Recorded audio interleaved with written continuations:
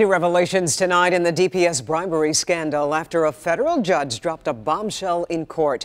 She says more charges could be on the way, a whole lot of them. Let's get right to Rod Maloney. He joins us live with what he's learned. Good evening, Rod.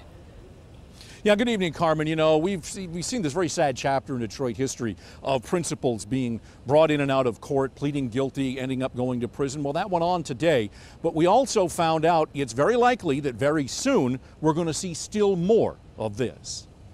Ronnie Sims, in the dark suit, blue shirt, and glasses, flanked by his family, exited federal court today, a happy man in that he will only have to spend 15 months in prison.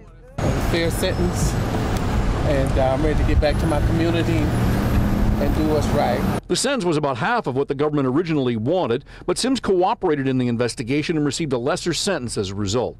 He apologized to his students, their parents, and the district for getting involved in a school supplies kickback scheme while principal at 2 Detroit schools over 4 years. In the courtroom today, he told the judge there was considerable peer pressure to get involved with Norman Shai, the ringleader of this multi-million-dollar scam. He told Judge Victoria Roberts, quote, "There was a lot of pressure from groups to participate. You could be shunned. There were people pressuring me to use certain vendors. I fell into that," end quote. The judge was unimpressed by that defense, but his statement is a window into DPS's corruption problems. And yesterday, Judge Victoria Roberts said while sentencing Norman Shai and Deputy Superintendent Clara Flowers, quote, "The illegal vendor kickback scheme was a sophisticated fraud. To call it serious is a gross understatement," end quote.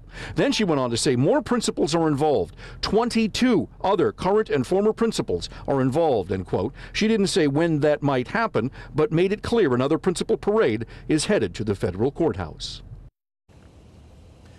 And so what we're seeing here is that the cooperation that these principals gave is likely to have spawned more investigation. Now, the U.S. Attorney's Office has said that they want to continue investigating this, and all of the court paper filing that has been done in this case, it shows that there has been a lot of movement made. So clearly, we're going to see more arrests sooner than later. We don't know the answer to that question just yet. Back to you. Just curious, what is the district saying about all of this? Well, the district is saying that they are, not able to comment on any of this because normally you don't get advanced word on any of this stuff. But they are saying the investigations are continuing, and so it's just a matter of waiting at this point. All right, our Rod Maloney reporting for us live. Steve?